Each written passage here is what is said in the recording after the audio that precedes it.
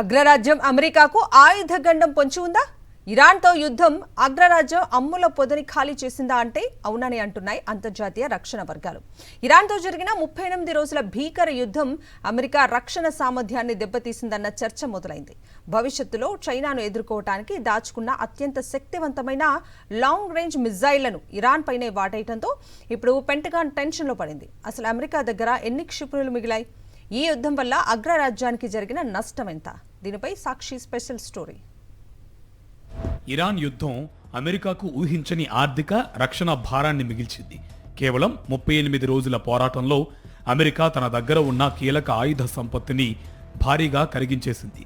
ముఖ్యంగా చైనా వంటి దేశాలతో యుద్ధం వస్తే వాడాలని దాచుకున్న స్టెల్త్ క్రూయిజ్ మిసైళ్లను ఇరాన్పై ప్రయోగించాల్సి వచ్చింది. అమెరికా వద్ద ఉన్న మొత్తం నిల్వల్లో దాదాపు 1100 క్షిపణులను కేవలం ఈ యుద్ధంలోనే వాడేశారని సమాచారం. ప్రస్తుతం పెంటగాన్ వద్ద కేవలం 1500 క్షిపణులు మాత్రమే మిగిలి ఉండటం ఆందోళన కలిగిస్తుంది.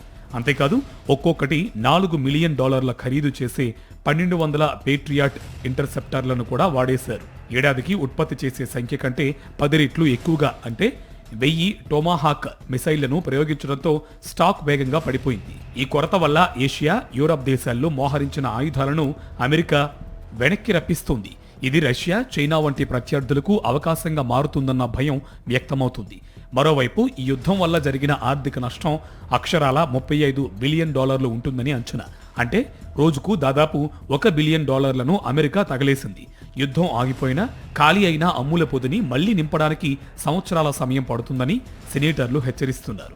ఆయుధ తయారీ సంస్థలతో ఒప్పందాలు ఉన్నా నిధుల కొరత అగ్రరాజ్యాన్ని వేధిస్తుంది.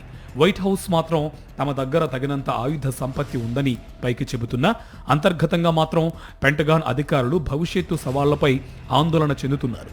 మొత్తానికి ఇరాన్ యుద్ధం అగ్రరాజ్యం రక్షణ కవచంలో పెద్ద రంధ్రమే చేసిందని చెప్పక తప్పదు.